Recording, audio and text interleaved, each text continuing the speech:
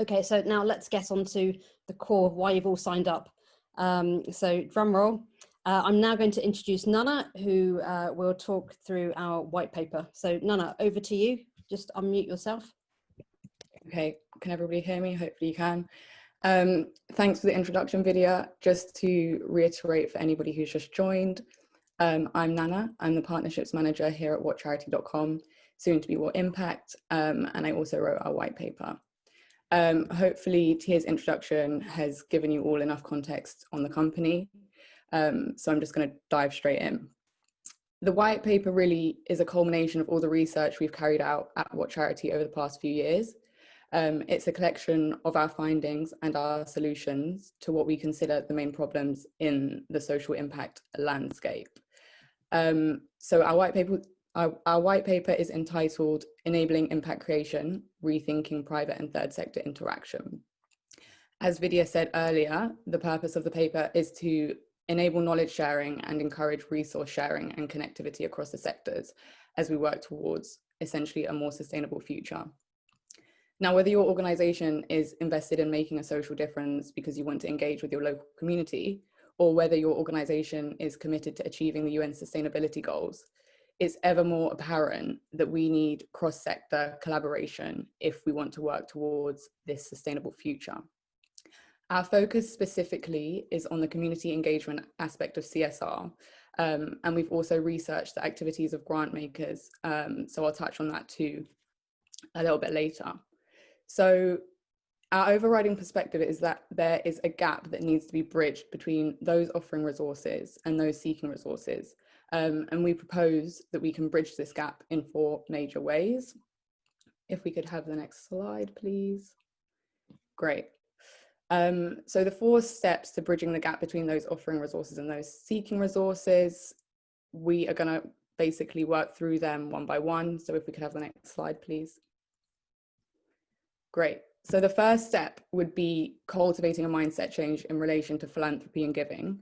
And we'll start with moving beyond philanthropy as a linear process of giving.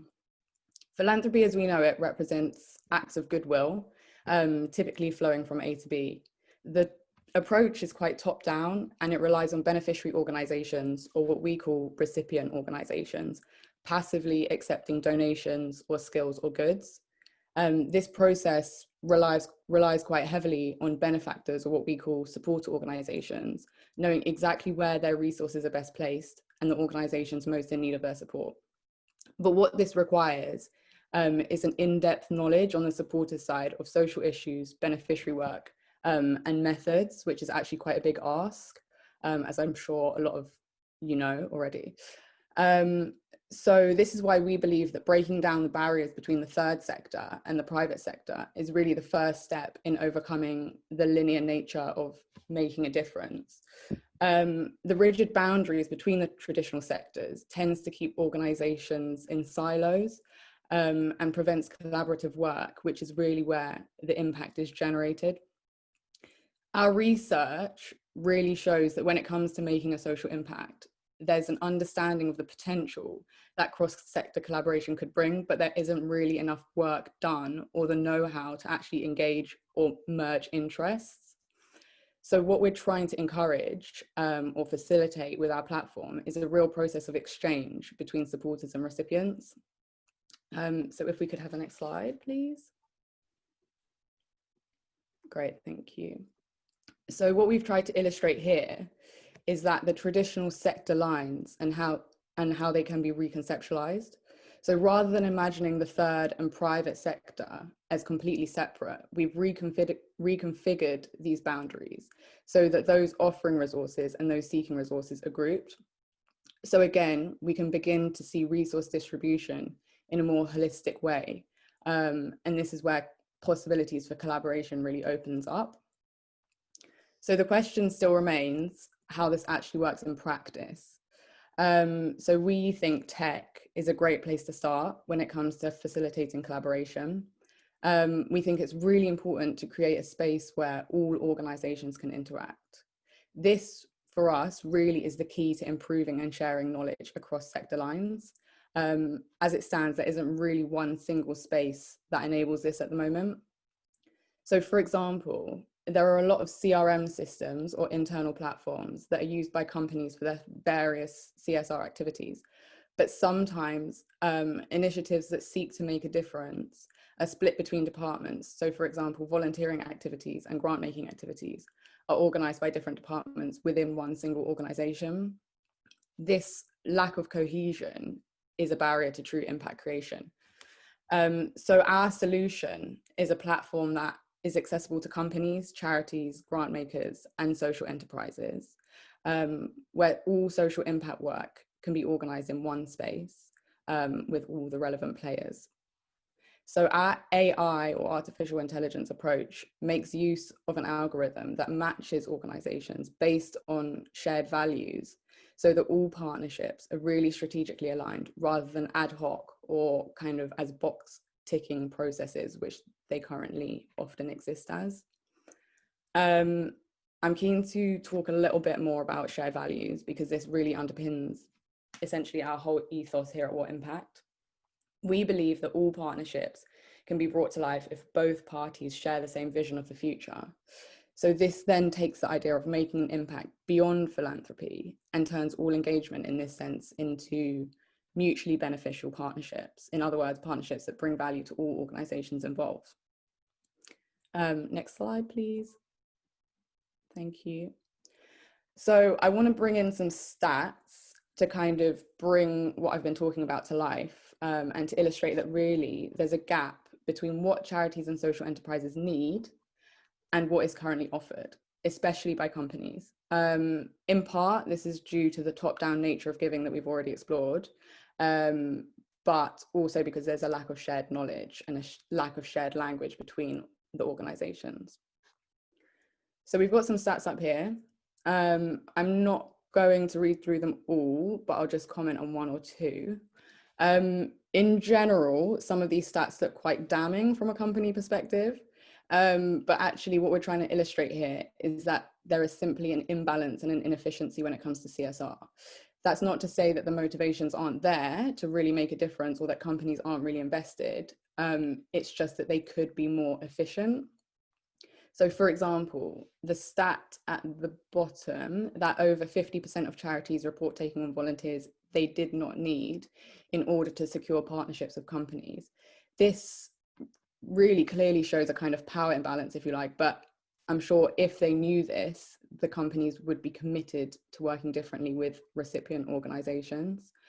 So what stands out for us is that there's a lack of communication and understanding between those offering resources and those seeking resources, rather than any kind of lack of motivation.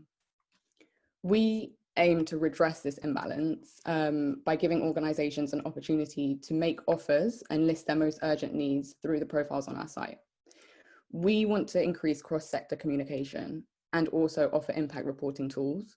I'll touch on that a bit later on, but essentially recentering the voice of charities and social enterprises is a really good place to start if we are to meet their needs, and make an impact.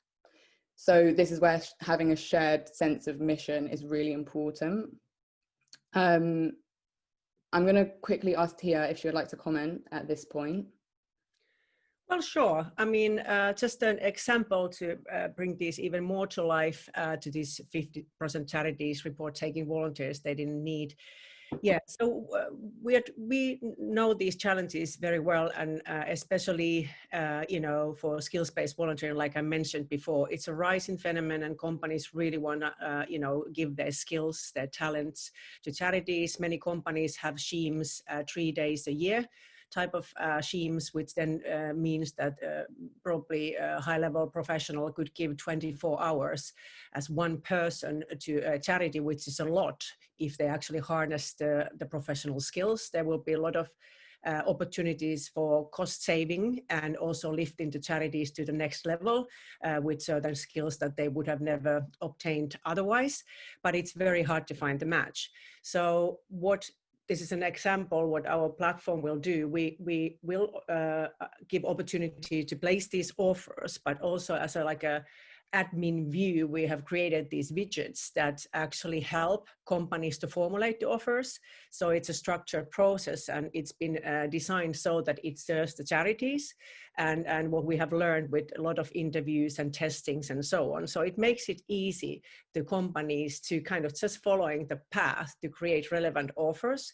We don't expect every single company and HR professional and whoever, you know, to become a super professional on what the charities do, but our platform can help them to just automatically be the professional in that field. And I think that's kind of the key point here in the whole platform, that we are trying to help with the concept for people to kind of do things more efficiently without them needing to be the super professionals on the field. Yeah, definitely. So as we know, though, companies aren't the only players that have the ability to make a difference. Grant makers, so trusts and foundations, are a huge lifeline to charities, especially. Again, I'm going to start with some stats here, because what we want to highlight is that as it stands, the grant making process is reliant on often quite strict criteria, and it can remain a little exclusionary in its selection process. So what we've got up here on the slide are some findings based on our own primary and secondary research. Again, I'm not going to read through them all, but I'll leave them up for you to take a look at. But essentially, these are really important findings. What they signal is that there are some obstacles preventing charities and social enterprises from accessing the funds that they need.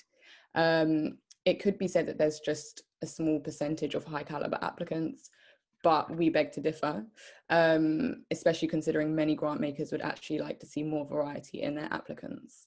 So if we take the statistic that £3.2 billion is spent annually to obtain donations, of which 1.1 billion is used for applying to grants.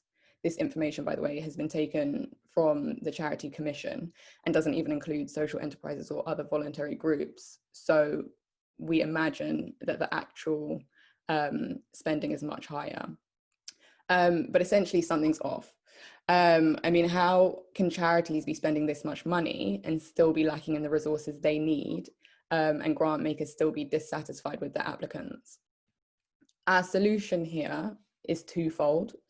Firstly, we want to cultivate a network of funders offering information on co-funding opportunities, details of previous projects, and all the necessary due diligence information a grant maker might need.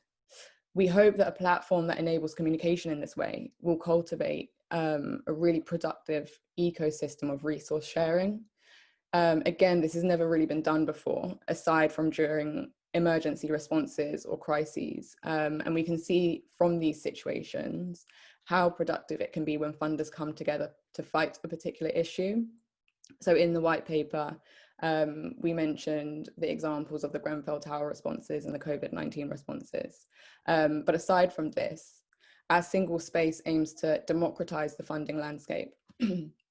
Our application processes save recipient organizations time and money so that they don't have to decipher what stands as complex grant application forms. And it helps to standardize the applications coming in, so grant makers have more clarity when it comes to recipients. If we could have the next slide.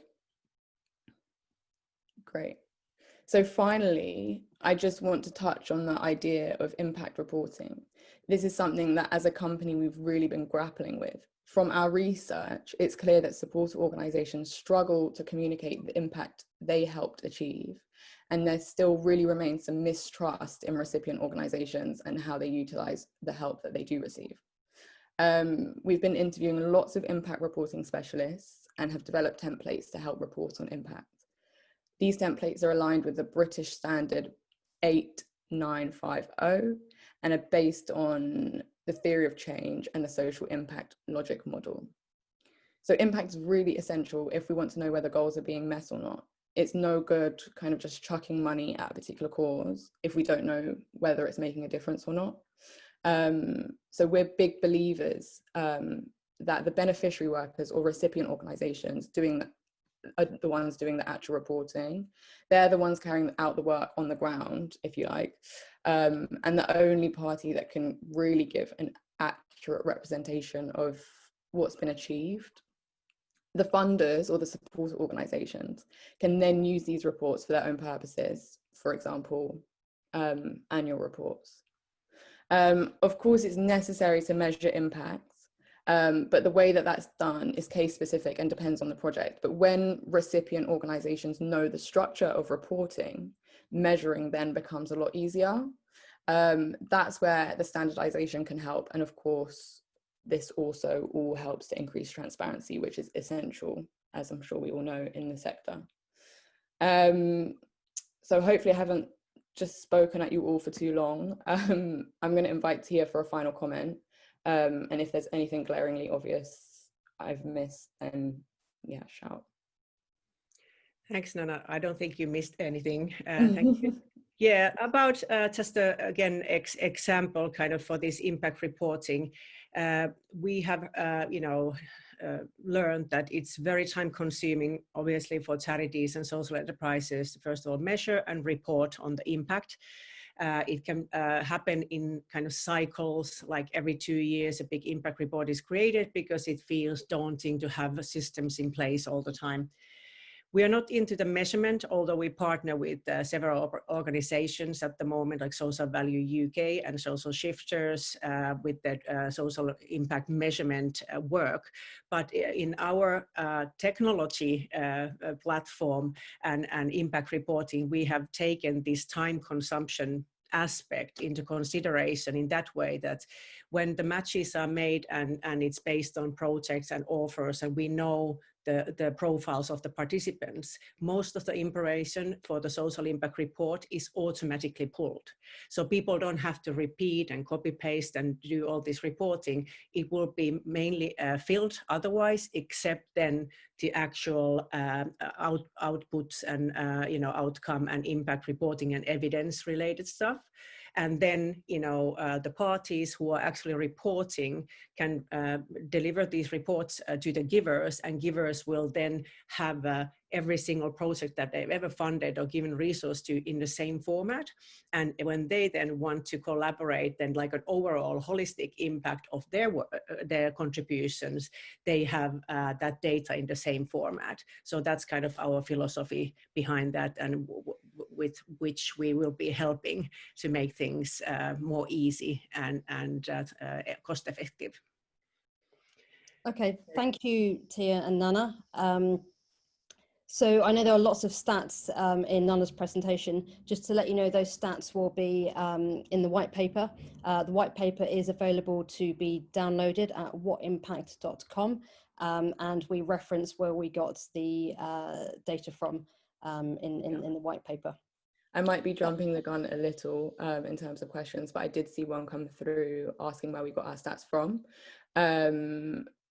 Just to respond to that, some of the stats that I read out were taken from the Charity Commission, but our primary research, we basically conducted several different surveys. We've spoken to thousands of charities, tens of companies, but our surveys have generally had hundreds of recipients, 500-600 recipients. So that's where we've got a lot of our data from. Okay, thank you for that. So now that we have spoken about how we've gone from What Charity to What Impact, and Nana's spoken about the white paper and the reasons behind it, let's move on to how the platform works. So this is essentially our service flow. And what it shows is that we have our supporters. So in this diagram, we're calling them givers, and the givers are companies and grant makers. And we have the recipients, who are the charities and the social enterprises. So all of our customers need to complete a profile. We have estimated that it takes approximately 30 to 60 minutes to complete a profile. We have also prepared some word templates so that you can prepare your answers up front, and you can do a copy, cut and paste if you would like to take some time to think about your responses. But the idea is that there's some work done up front for long-term ease. So the idea of the platform long term is to simplify the process to making the matches. So these matches that are based on shared values, shared visions, and shared goals. And the so once the profiles have been completed, the profiles consist of describing your organization, talking about your values and your missions, and the sort of resources that you need. So the resources could include skills-based volunteering, products. So products could include actual physical products such as shampoo bottles, rucksacks. They could include money, and they could include professional services.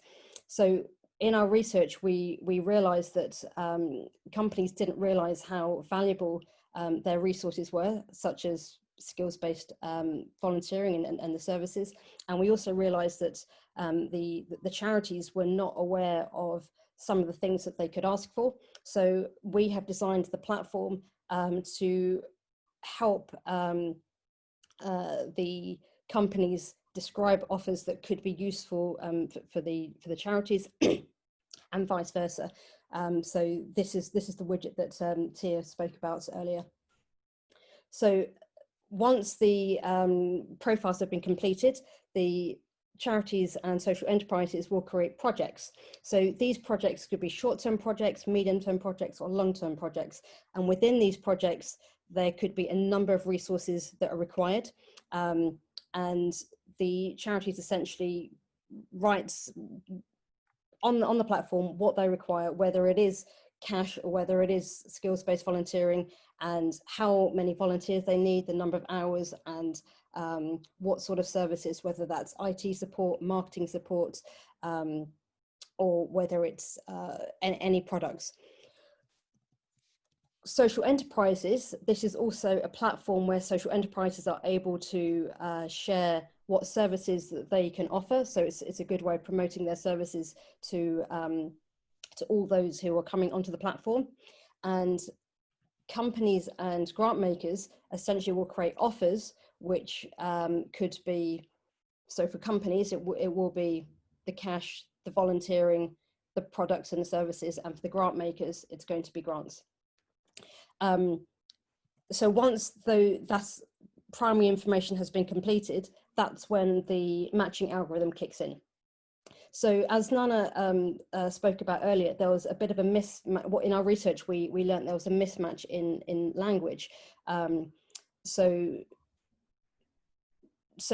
we know the intention is there, but charities weren't necessarily able to, the way how things are being described is very, very different to what companies were offering. So how we have developed our algorithm is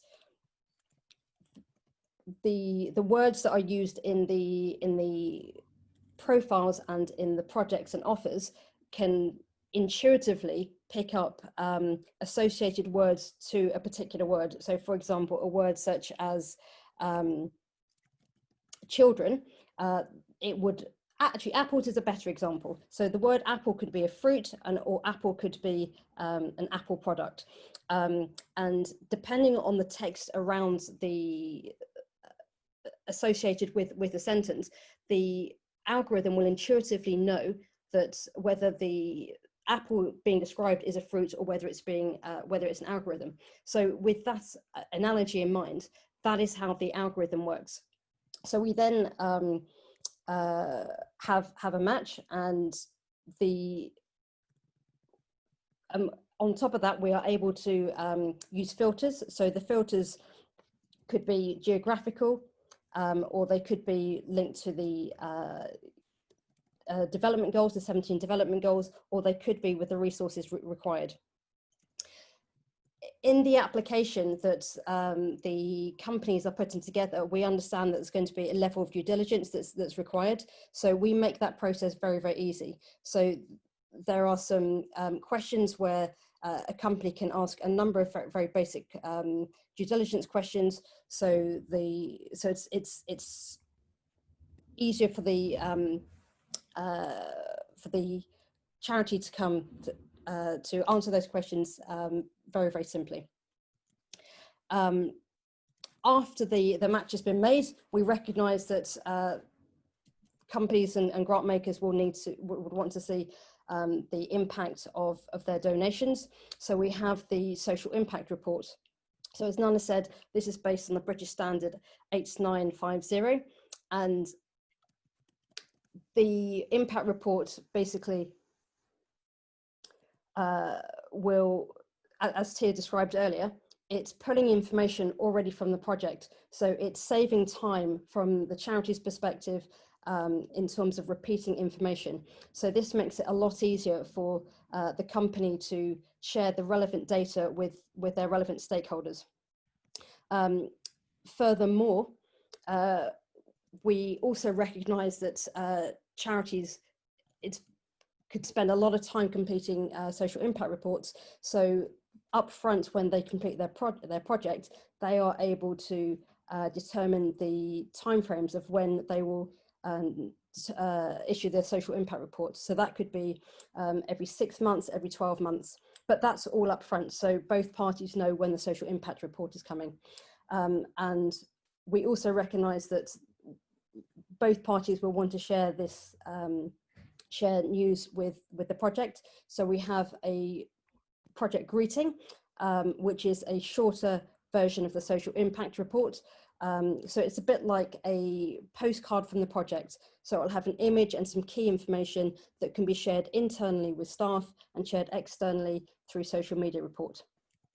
Whereas the social impact report is far more detailed and would be probably used with as part of the annual report.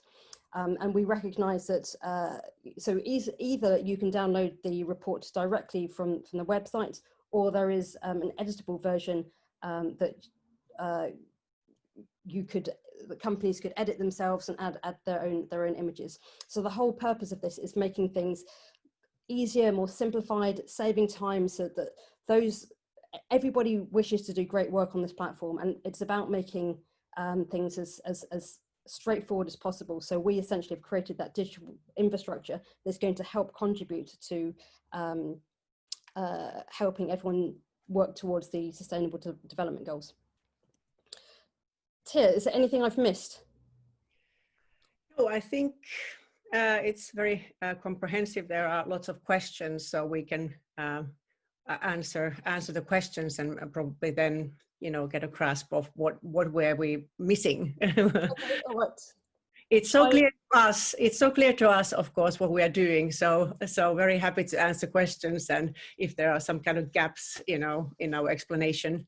Okay, so shall I move on to costs? I think we've spoken about everything we do.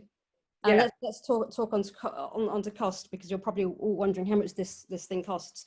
So look, this platform is going to be a model subscription fee. We offer various packages for companies and grant makers that start at £100 per month, and the fee for charities and social enterprises is much, much lower. So the packages include due diligence, strategy sessions, and admin towards project support, because we recognise that companies might need further admin and logistical support. So that is included as part of some of the packages. For the first, so we've got some offers. So for the first 50 charities that sign up, first 50 charities and social enterprises that sign up, we're offering 6 months free on the platform.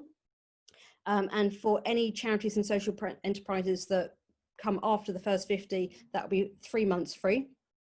And then for companies and grant makers who sign up in October, essentially you will not need to pay until the end of the year. So this is a really, really good opportunity to test the platform, get a feeling of the platform, see whether you like it. So that's why we're offering that. Last week we started our very early marketing, and already we have tens of charities and social enterprises that have committed to sign up. So with that in mind, shall I just move on to next steps and timelines? So next steps are the profiles, charity projects and company offers will be ready to be completed as of next week. So we will notify you through email notification, and then we will have a full platform launch in November. So if you would like if you'd like to talk to any of us about the platform, if you're a charity or a social enterprise, please email Shona and we'll book in a call with Shona. So that's shona@whatimpact.com.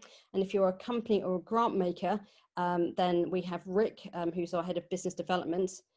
So I'm going to stop talking in a minute so that Rick can say something and you can see his face. Hello, everyone. Rick Bradley, I'm the head of business development. It's good to have you all here. It's a great response, so we're really happy with that. There isn't much more I can say because we've just had 3 people go through it so well in terms of what we do. But for our supporters, for the companies and for the grant makers out there, that we're seeing a lot more engagement with, because I think everyone is trying to sincerely affect a much better change and have a much better impact with their CSR work that they're doing. So I'd love to have conversations about how you're set up at the moment and where we can ease sort of the workload almost, because although it looks complicated and we talk through algorithms and things, actually what this does is make everyone else's life easier. So that we can do more of what we really want to do, solve some problems and sort of make it a situation where everybody wins and benefits and thrives. So I'd love to have those conversations with you. My details are there. Please get in touch. And yeah, I look forward to catching up with you all soon. Okay, cool. Thank you, Rick. Vidya, just to clarify for people that social enterprise and grant maker profiles will be up there in mid-October as well. So because we had written down on the slide that companies and charities, but all the profiles will be there in mid-October. Yes, that is correct. So shall we go through some of these questions? Yeah, I've been looking at the questions here, and there is, I actually answered just the one question. It was regarding the, what type of research we did and was it quantitative or qualitative? I think we kind of answered that, but just to repeat that, yes, we've been doing several quite large quantitative studies. We've been doing systematic one-on-one interviews in 2 stages for this platform development. It's part of the Innovate UK process as well. Everything is recorded. We constantly follow all the major secondary publications in the sector, whether it's NPC, NCBO, and so forth, or whether it's CSR related. Platform comparison study, we've been doing globally. So that is a big review that came out last year, funded by Bill and Melinda Gates Foundation, and they studied all the major platform and software solutions globally. And this leads to the question, what is here, another question which is here placed: how does your platform improve upon platforms like Charities Commission's own search functionality, platforms like the Good Exchange, Charities Excellent Framework, and others? So the answer to this is that, well, first of all, Charity Commission data is pulled to our site anyway. Our grant maker and charity profiles, the whole basic, like a financial information, trustees and all that, we pull the data there. Addition to this, there is an extensive pieces what these organizations feel about their work, their mission, their goals, beneficiaries, their targets. They specifically on the charity segment and social enterprise segment, they describe their project with their project related targets. And so you get a so much better understanding what they are doing, and all the details are in one place. Our platform is an open platform. Most of the platforms are somehow like hidden, that you cannot see, who is in there. You cannot see the profiles, and unless you pay. Our platform is open for everyone. There are certain bits and pieces between the funders and the recipients that are hidden, like certain contact details and of course the due diligence processes and stuff, but otherwise even the public can follow. So it's open for it's a transparency. And you can find co-funding opportunities on the platform. And then after collaboration, these project greetings that Vidya mentioned, our impact reporting, like results and stuff, are placed there public to be reviewed. So it's it's more of like almost like a social media type, like I said, LinkedIn type of a platform. And if you look at all the options, you know, for the platforms globally, there is nothing like this as a concept.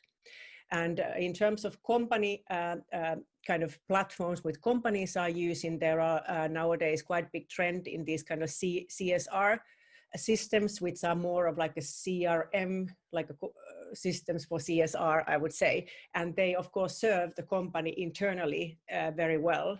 And there can be all kind of charity profiles placed there, and there can be transactions and interaction with the employees. But then it leaves out, first of all, the reach and the opportunity to give an opportunity for all the social enterprises and charities apply who kind of meet the criteria. It's also, you know, leaves out this whole transparency. You have to then collect the data separately and put it in your annual report maybe, and that's it. But our platform is just on time information in a transparent format. So there are just a few differences to explain. Okay, thank you, Tia. Someone has asked, how do we access the white paper, and will the slides be available post-webinar? Really great concept, this person is saying. So yes, you can access the white paper from whatimpact.com. The brand video that we showed earlier is also at whatimpact.com, and the slides will be available. We plan on putting this webinar on our YouTube channel. So you will be able to access the slides that way. Vidya, do we have time for a couple other questions? Yes, we do. Because there is now a question placed. Many organizations work on similar missions. How do you plan to create synergies between those organizations beyond one-on-one matching? In your view, do you see multi-organizational coalitions working towards a mission? Definitely, yes. This has come out, especially in grant maker interviews. Grant makers are more and more looking for co-funding opportunities to make sure that if they are partly funding, they want to make sure that also the other part is being funded. Also, companies and grant makers are looking for, you know, collaboration opportunities. Also, it's not only the money, there are other resources that could be given, but you know, these collaborations can be very, very beneficial. We help these multi-organizational coalitions to kind of formulate in that sense that the data, as I described, is open. You can browse organizations, you can see in their profiles who has been receiving what from whom and for what project. So you can literally see that this company has given this much big of a grant, and if there is an impact report already submitted, you can see glimpses of that impact report and so on. So you can then contact organizations based on what you learn from the platform and start formulating the collaboration. Our communication channel also, you know, allows this kind of a one-on-one communication between then the profile holders, and yeah, it gives a lot of room for formulating different kind of partnerships.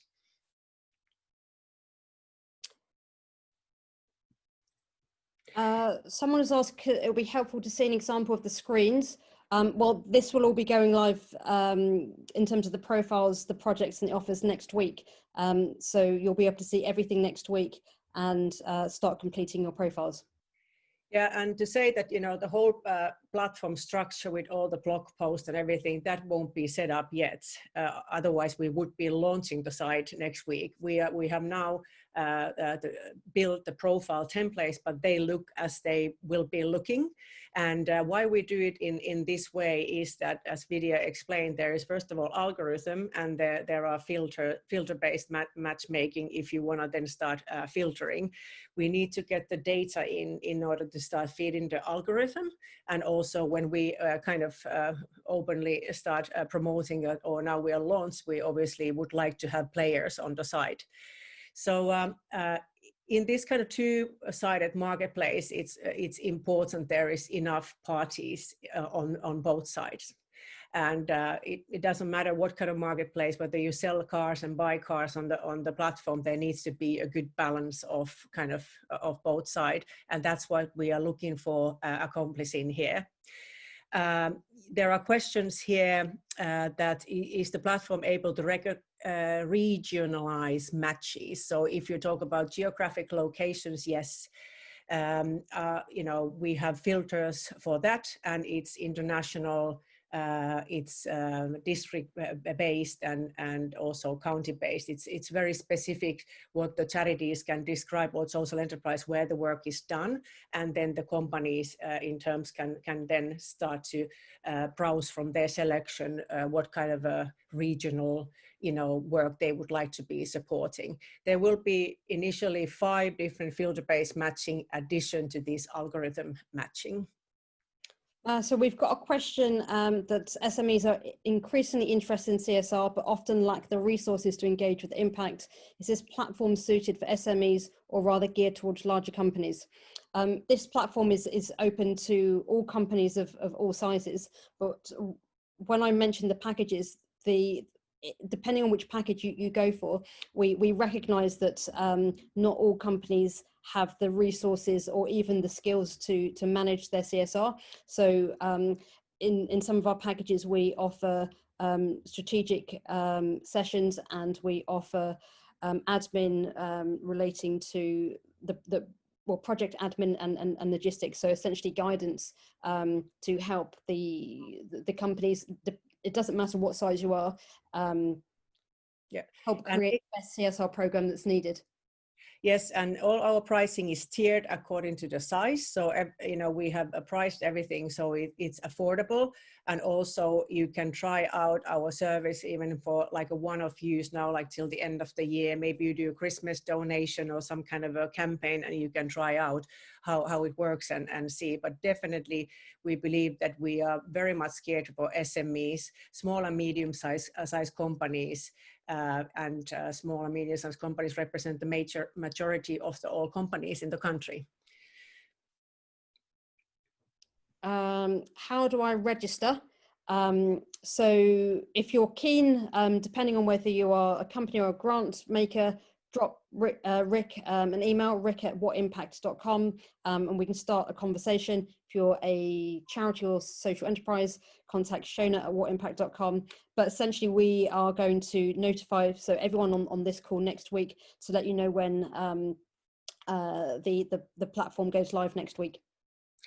There is one more question. It's like we've been speaking about the costs. Where can I find more specific information? Just email either Shona or Rick, and we will send you, depending what organization. We have a proper sales pack for each different kind of organization, because we have 4 different kind of target groups here: grant makers, companies, charities, and social enterprises, because all of the profiles are a little bit different. So we will send you the specific kind of offer, and then also a phone call to explain a little bit in more detail.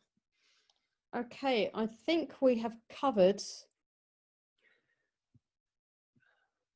There is a question about yes, there are a couple of notes about that, you know, since this very strange and difficult situation with coronavirus have led to the fact that many charities are really struggling with basic funding and keeping their doors open. And we do know this and recognize this. We launched quite extensive COVID platform. We just created out of nothing with our tech team, like within 2 weeks when the COVID started, and we've been running it for months, where charities have been able to list their most urgent needs regarding any resources, and we have hundreds of charities there with the profiles. We do know this situation, and of course the money is the most needed funding. We are not saying that we are focusing on skills-based volunteer products or services. We are focusing on everything, and our task as an operator, you know, is of course try to guide, you know, the funders, you know, to kind of give exactly the resources what charities need, which is the most desperate need is the money. But also, you know, we are just facilitating what the organizations wish to give. So also if somebody wants to skill-based volunteer or develop that kind of a program or distribute products, that is what we cater. And we just try to then find the best matches. But yes, we are working with grant makers, and and what we are doing here, if we think about the donations, we start now with that kind of a statement for funders that we wouldn't be facilitating donations under £1,000. And also we encourage grant makers and companies to raise the initial bid to over £5,000, which will then include the social impact report. We have taken into consideration the fact that the charities and social enterprises need to see quite a trouble, you know, in order to deliver reports and that kind of things in place. So the donation has to be in minimal that kind of quantity that it's worth a while. Okay, I am very mindful of time. So we have also answered most of the questions or spoken around them throughout the presentation. If you have any further questions or you'd like to discuss anything, just drop us a line, rick@whatimpact.com and shona@whatimpact.com. And if you wish to get the white paper, that is also at whatimpact.com. So without further ado, I'd like to thank you all for being here, giving up an hour of your time on this fine Wednesday morning at the end of September. And thank you to our speakers, Tia and Nana. And thank you very much, and wish you all a lovely day and lovely rest of the year. And hope to see you all on the platform very soon. All right, so Tia, any final comments? Yeah, I just wanted to say thank you again, and we are very much transparent company ourselves, and we want to be also reachable.